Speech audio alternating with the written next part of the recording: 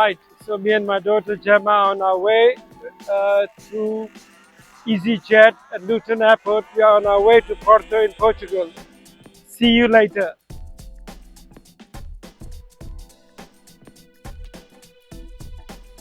Hello, good morning. After a 2-hour journey from Luton Airport in England, just arrived at Francisco Cabrera Airport in Porto. It's about 9:15 in the morning and we are going to hit town. So we will keep you updated on our journey in Porto in Portugal.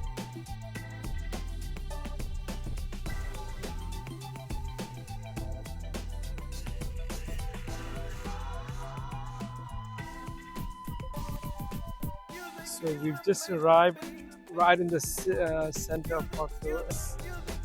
The building, which has got this yellow paint, used to be a prison.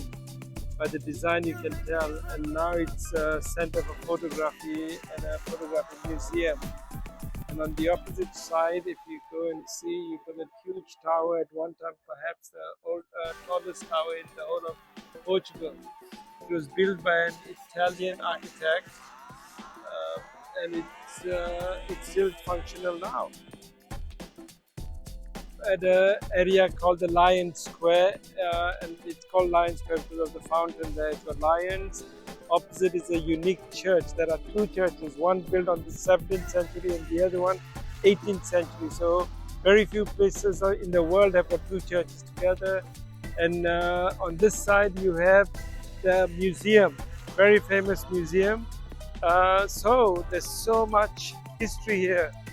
We just found out that there are 70 churches in Porto. So you've got so much, you need time to see everything here. You can see a very long queue here. People are queuing to actually go to a library. Probably nowhere in the world you have people queuing to go to a library. And it's not cheap to enter. You have to pay about 12 euros to enter. It's famous because the author of Harry Potter apparently lived nearby here.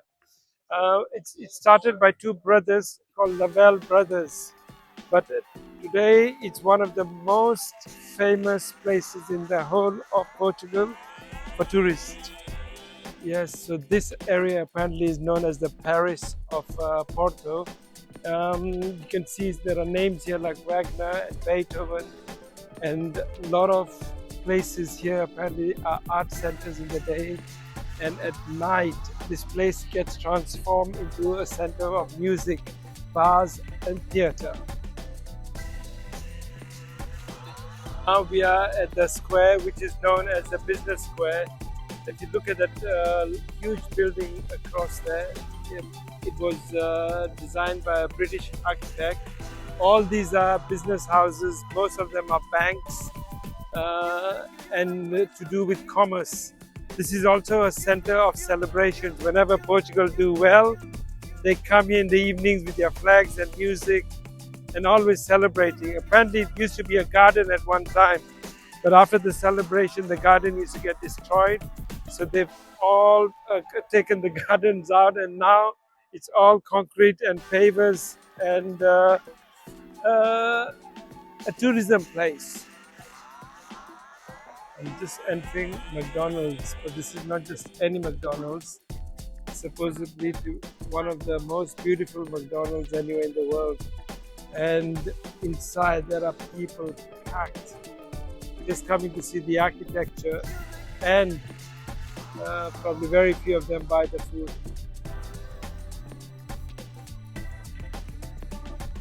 If you have a look, they got these huge chandeliers.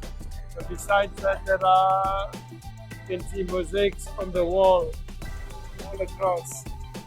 So if you want a beautiful McDonald's, yeah, but don't follow the food. Hi folks, I'm at the famous Porto railway station, and it's world famous for many reasons, but one of the main reasons is because if you look around here, just look around the entrance of the station and the amazing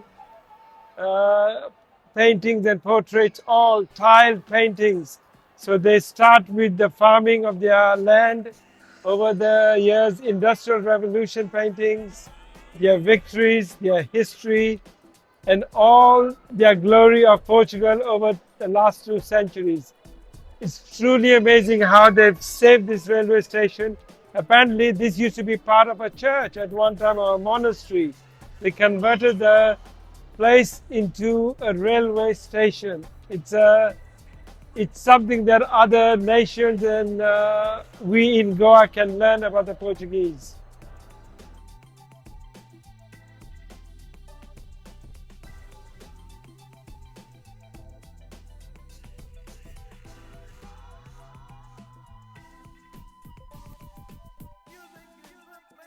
Behind me is Porto Cathedral, built in the 12th century. It's one of the great buildings here, if you see. And next to it, you'll see this building, which is familiar to people in Goa because they have a lot of places that look like this. And I think the one in Rashal has got similar architecture.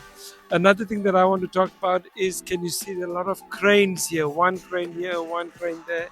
Maybe pen on the other side, plenty of cranes. So there's a lot of activity happening, and the reason is apparently we've been told a lot of properties now there are disputes between the siblings and families. A lot of the buildings cannot be maintained because they are very expensive to look after. So people from abroad have started coming to Portugal and Porto. A lot of people from China and other countries are buying all these buildings. So Portugal will not look the same as Goa in the coming years. Hello, I'm Sofia. I'm from Portugal, from Porto. And Portugal means, actually, the name of Portugal comes from two words, Portus and Cale. Portus is a Latin word, is the name that the Romans put to this land when they arrived here in the 2nd century before Christ. And it means port or harbor. It was an important port for the Romans. And Cale comes from the Celtic dialect, and it's supposed to mean stone or rock. And they put this name to this land because of the amount of granite that we have here in the north of Portugal and in the north of the Iberian Peninsula. And that's why still today also a lot of people call Porto the Grey City, because of this color that is everywhere out of this stone. Great, thank you so much.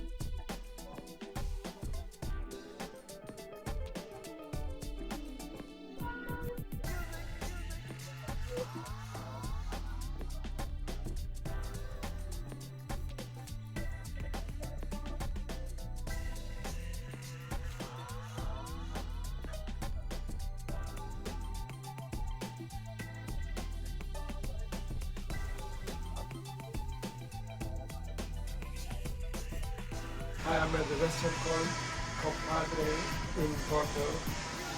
It says here it's an authentic Portuguese restaurant. We've just had pork, some clams, potatoes, and prawns. A recipe apparently is from Angola, one of the Portuguese colonies. The wine was really nice, so we had really good taste of the first lunch in Porto.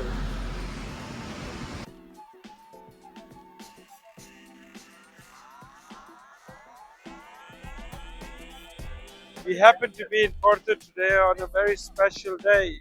We had come to see the stadium, but instead, thousands and thousands of people are here, and we find out that it's a 3-day world convention for Jehovah's Witness. So it's interesting, Jehovah's Witness is flourishing in the place of Our Lady of Fatima in Portugal. Yes, hello. I'm at the FC Porto football ground. It hosts 3 of the big clubs in whole of Portugal. In Lisbon, we have Benfica and Sporting Lisbon. The third one is FC Porto here. They have been a giant in European football, winning the European League, the Campeones Cup. The team have been performing amazingly. They've had some of the great Portuguese players. One of them who just retired recently, Pepe. Deco used to play for them as well. The stadium holds, I think, over 40,000 to 50,000 people, and it's a brand new facility right in the heart of Porto.